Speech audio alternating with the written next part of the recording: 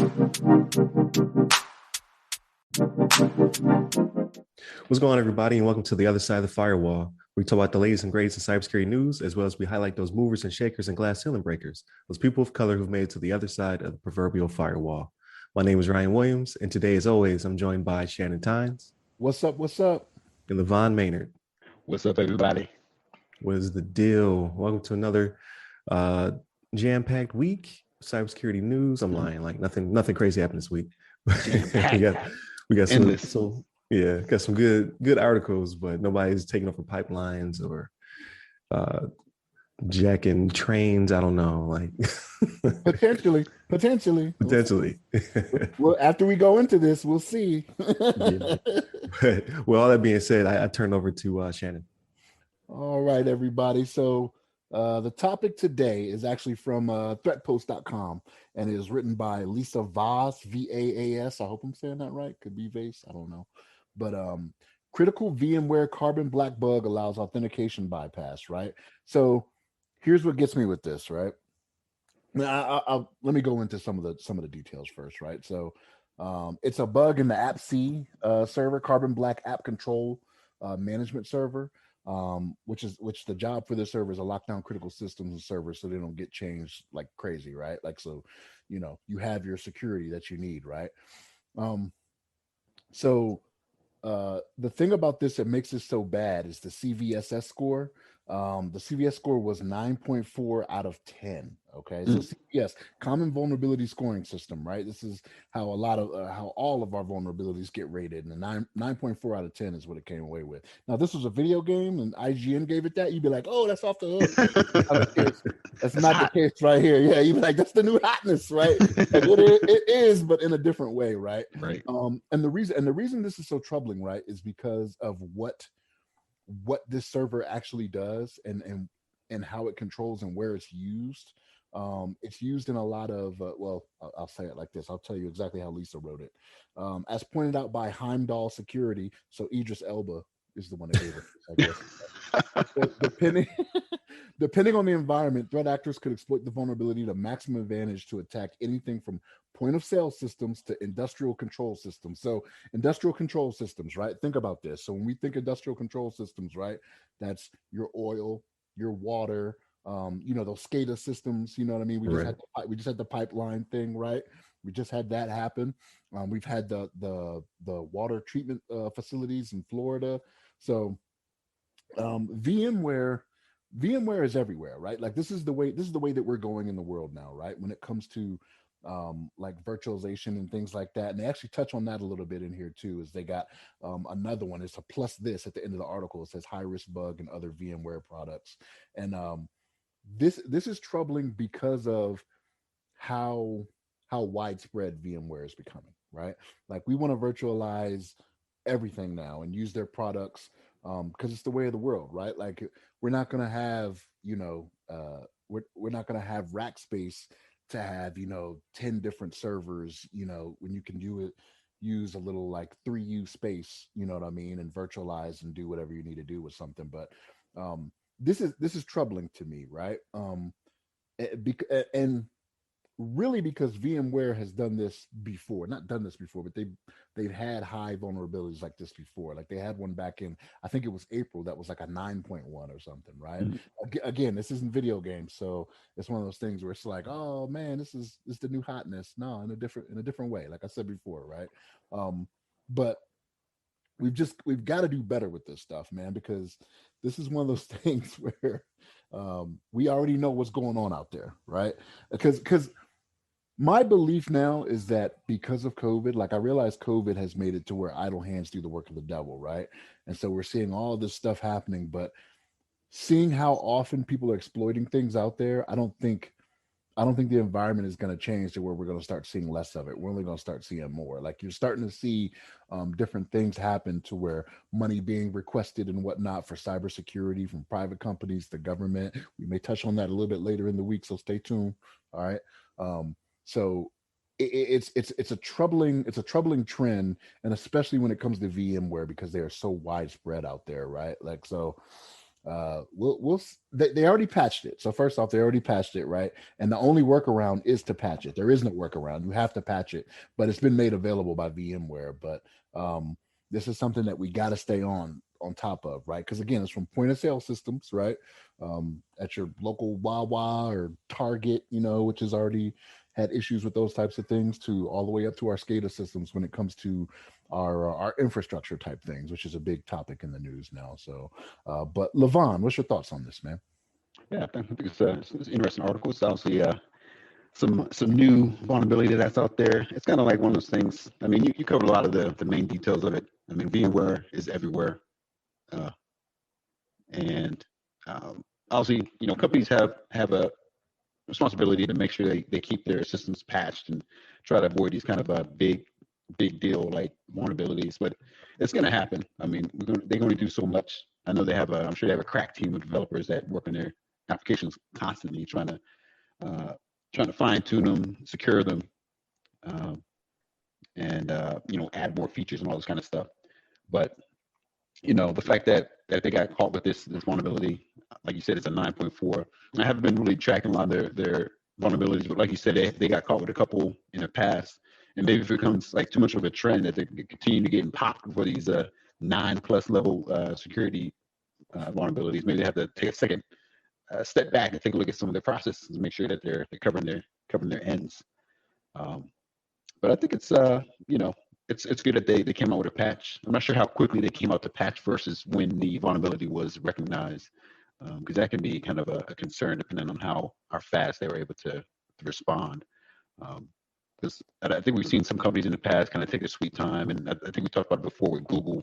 I think Google and some other companies were setting some standards as far as how soon they would um, notify the public as far as when the vulnerabilities were present in applications and devices, um, to try to give the company the time to remediate before they had to execute on that action. But this is good. I mean, I mean, it's good that they got it figured out. Hopefully, nobody got really impacted. I don't think I saw anything in the article mentioning any specific companies that were affected. But yeah, as long as they are quick to make take action on it, I think it's pretty good. Um, but obviously, we want to make sure we're aware of all these vulnerabilities out here. Make sure we keep our stuff up to date, patched, all the hot fixes and security patches that are available. But what you got on this, Ryan? You have some thoughts? Yeah, I think you guys covered it pretty well. Like my only concern is like most vulnerabilities like this, uh, most people don't know about them, right? So yeah, the Mm-hmm. patch is out there for you to fix it and what have you. But if you don't work Right. on the back end, like if you just have a business or a company and you don't actually have your environment on premise, then you gotta hope that someone is back there patching things, taking care of things. Like you Mm-hmm. said, this is a pretty big vulnerability because uh, of how it allows you to escalate your privileges like pretty easily. Um, so I'm just they don't really bake in security like they're supposed to, or if they do, then how does this one slip by? Like I think they say it's in an unrestricted registry. Like you just drop this file in here with this name, and then boom, you're God mode. How does that get baked in to the product from the get go? Is it because it's really old and they just been like Lego blocks just piecing on to the environment over time, or was it just overlooked? Like that's a question that's not really answered in the article, um, but it leads me to be concerned. Like, okay, this is going to happen again, because they can't recall the product because it's being used. Like they don't really necessarily talk about who's using it, but like you said, like environments are getting so complex, and they're moving off premise because we don't have the rack space, we don't have the cooling, all that stuff that will go into it, into these giant data servers. So like it's just being spun up, by AWS services, or is it being used with Azure or something like that? Like, are there companies like major companies like Uber or whomever Mm-hmm. that's also using these like necessarily products, but they're being spun up on servers in this VMware environment that has this vulnerability. Like, because they're not going to patch it necessarily. You have to trust that whomever you're hosting through is going to patch it for you. Um, so there's some concern there, but yeah, it's going to happen again next month. That's right. That's right. They'll find another way of getting in. So I mean, it's safer than having it on premise where you'd have a million different companies with this vulnerability, and no one in the IT department is patching it. So at least it's consolidated. But it's just it baffles me how these just keep popping up. Like, who, like, is there? I don't know. Like, for on our side for cybersecurity, you have threat hunters, right? That's a new thing. Like, we're actively searching our environment for stuff like this. Like, don't they have coders that check for bugs? Like, isn't that a thing that already existed? Like, I remember seeing in several social media movies, you have coders who sit there and they continuously generate code. Is there somebody on the back end who scrubs their code? Because obviously, I forget which social media movie it was, but like they would just be hanging out there and just doing 12-hour rounds building code. Right. Like, who's the man or woman who comes behind them doing another 12 hours? Like, okay, this is bad. Yeah. This code is trash. Right. I take after Chuck D and Flav, man. Don't believe the hype. That's just the movies, man. That's not the real deal. Like, there's no money, there's no money to be made doing that, right? Like, because we've talked about this before in the past. Like, how much time are you going to put into it before you put it out there to the public to make your money, right? Mm-hmm. So, right. But it's going to become a public trust thing, right? Because, like I said, I think it was April when they had the other one that was a 9.1, right? And then they in the midst of going and investigating this one, that's when they found another one. You know what I mean? That it was I think it was like it was the same type of thing. It was let me see, like DJ Khaled. Authentication bypass fix. Yeah, and this one, local privilege escalation vulnerability. Yeah, there was another one they found in the midst of doing this one. So it's like. Yeah, so the NIST hasn't evaluated that one yet, right? Or hadn't evaluated it yet, but VMware evaluated it at a 7.8, which is still a high severity, right? So that's an average game. You know, it's not a dope game like a 9.4. You know, right? That's right. Yeah, as you were touching on it earlier, I mean, like one of the kind of, I guess, big thing as far as like software development and like maybe in the IT field right now is DevOps, but now they're kind of transitioning into being DevSecOps. We try to integrate security aspect of it into the operation, into the DevOps like pipeline as far as like continuous integration, continuous delivery, CI/CD.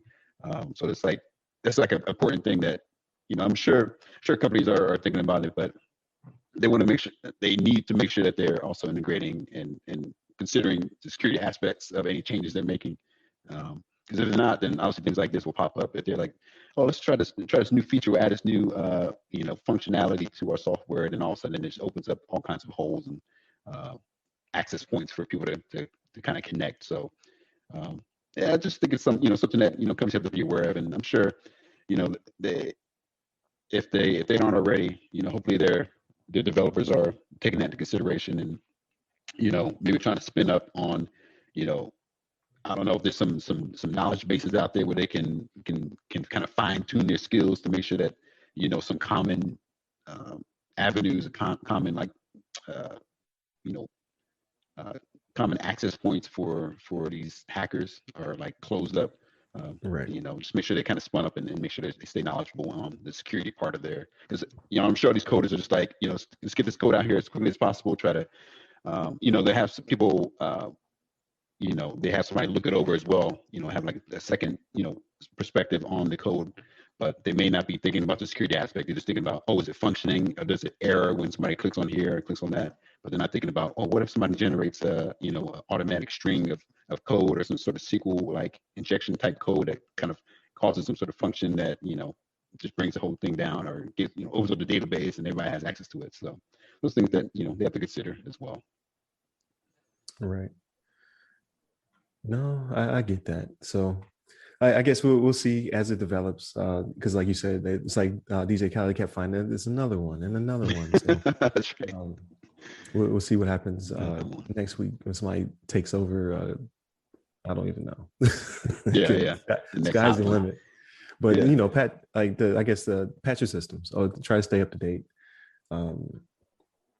If you are running VMware or you know that your company's running VMware, ask your DevOps guy. Like, hey, did we patch this one? Did we look out for this one? Right. That's all you can really do at this point. And then hope that something doesn't come down the pipe shortly right behind it. They didn't necessarily put the date on this one. So like you said, we don't know how long it was a vulnerability, and we haven't heard of anybody being basically owned because of it. So we may have dodged a bullet on this one. Yeah, it sounds like it. Yeah. Like you guys were talking about before, I know like a lot of big companies use VMware, including the DoD is very big into VMware. So it's all over the place. And it was, if somebody was able to, take advantage of this, then it could have been a big deal because I know a lot of people use it. Right. So with that being said, thank you, Shannon. Thank you, LeVon. It's always an interesting conversation.